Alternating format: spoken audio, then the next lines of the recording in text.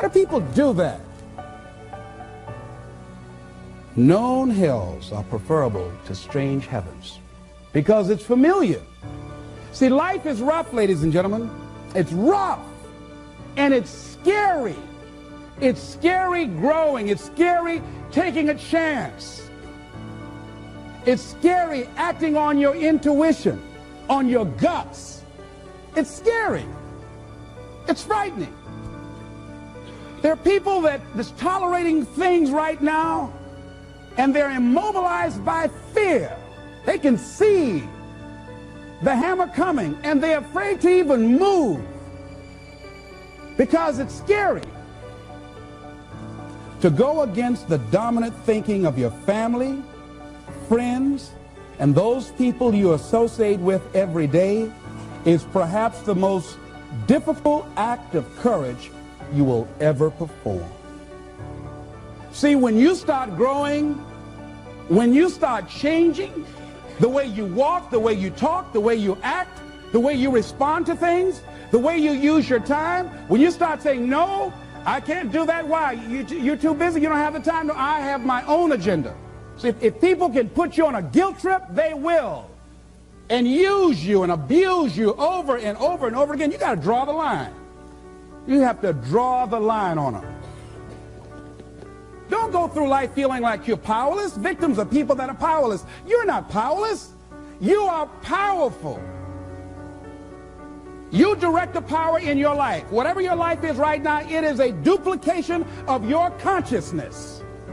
It's a result of how you have decided to use your power. That's all it is. That's not who you are.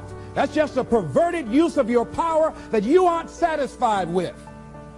And you've got the power to change that. Wherever you are, how, I don't know. But I know you've got the power to do that. But you don't know what has happened to me. It really doesn't matter what has happened to you.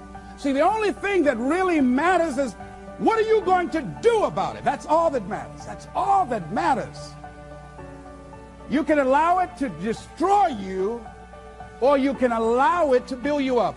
We never get to a level where we feel that there's nothing else for us to do, that we've achieved a certain number of goals and we figure that we're through. No, no. You don't want to stay there and celebrate too long like a lot of people do. They do something they consider outstanding. They go around talking about what they used to do. See, let me tell you, I used to do this and I used to do that. Excuse me, used to be's don't make no honey. What are you doing now? You're still here breathing. That means you've got some more to give. Doesn't matter how old you are, doesn't matter about where you are, doesn't matter about what you have, doesn't matter about what you've done. Life is about growing, it's about being productive, it's about stretching, it's about challenging yourself. So you start looking around and decide, hey, what else do I want to do? What got me here? It's a time for celebration, but also a time for reflection. What got me here? What worked? What did not work? What do I need to do to repeat so that I can get the same kind of results in other areas of my life?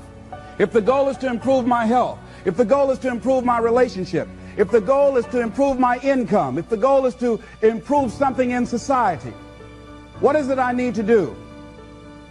Now, don't get confused with what you do with who you are. Don't trip. Don't go on some type of ego trip, talking about how bad you are. None of us do anything by ourselves.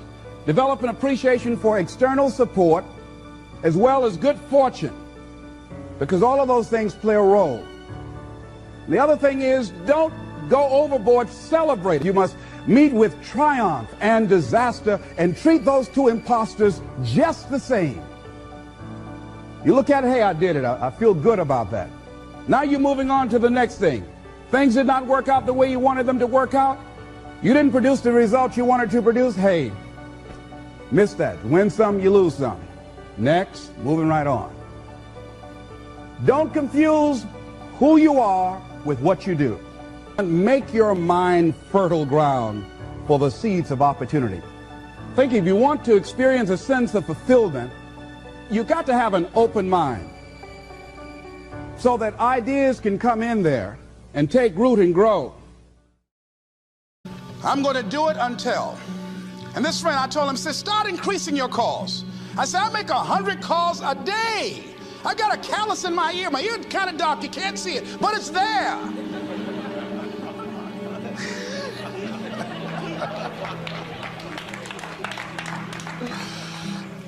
His sales have increased. He's working harder now. The other thing is that if you want something, you have got to be relentless. You've got to learn how to become resourceful. You've got to learn how to become creative. When crises strike in your life, and in the Chinese language, crisis means danger, but it also means opportunity. And this is an opportunity for you to grow. And you've got to be so relentless, regardless of what comes down the pike, that you're always looking for a way to get over, always looking for a way that you can break through, always looking for a way that you can win, always looking for a way that you can strike a telling blow.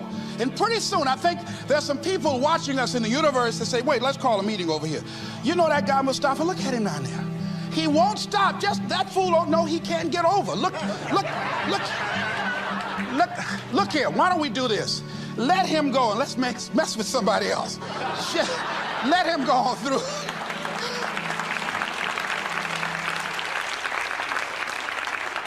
Life will just get tired of whipping you sometimes. And just say, just let this one go. I believe this. Now, no one has told me this, but I just kept on kicking. I didn't have sense enough to stop. I was intelligently ignorant. I didn't know what I couldn't do. So I just tried anything.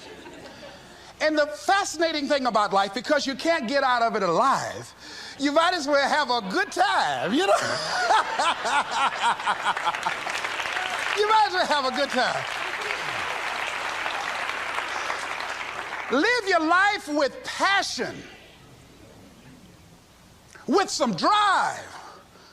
I was giving a seminar the other day, and I mentioned that I was going to do some training in August with some young teenagers and take about 100 away to a 2 or 3 day camp and wipe them out. Been working on this. So after the speech, one of the parents walked up to me and said, Mr. Brown, I'd like for you to do something for my son. He's not motivated.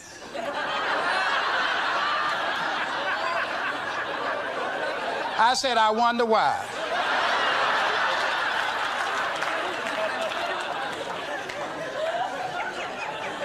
I wonder what's wrong with him. He had no fire whatsoever. See, what you do speaks so loudly, folk can't hear what you're saying.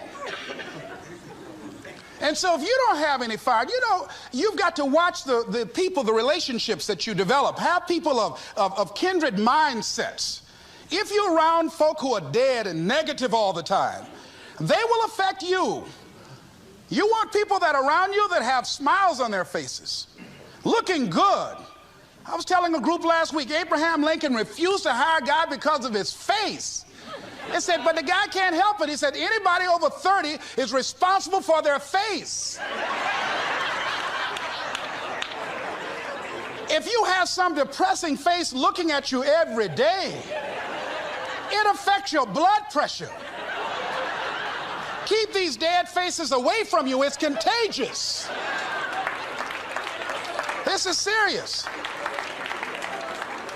So you've got to watch your countenance, watch your face, have an uplifted expression, watch your body posture. All of these things affect you psychically. You got to be the kind of person that you are fearless. Fearless. Folk leave fearless people alone. There's some people walk through a neighborhood and every dog in the neighborhood would bark at them.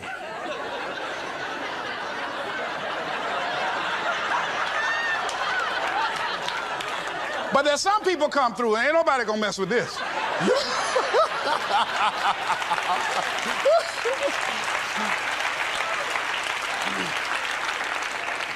You are unstoppable. And because you are unstoppable, because you've got power that you haven't even begun to use yet, you owe it to yourself to release your brakes. How many of you have the experience of pulling out of your driveway and you mashed on the accelerator and the car was just going, it couldn't move, and you mashed harder and it couldn't move, and then you discovered you had your emergency brakes on. And then you release those emergency brakes and it goes, choo! Have you ever had that experience before?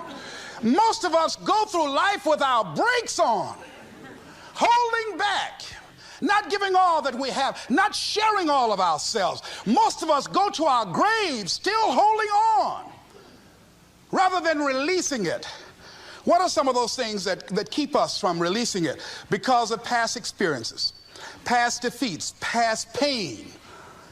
We look back, well, it didn't work out then. It probably won't work out now. Many people get confused their performances with who they are. I was reading Pat Riley, the coach of the Los Angeles Lakers.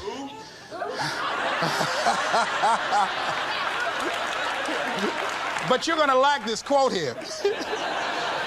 After the Trailblazers had blown them out of the water, and I'm sure he said this last night, they asked him, how do you feel? He said, tonight we were exposed for what we are right now.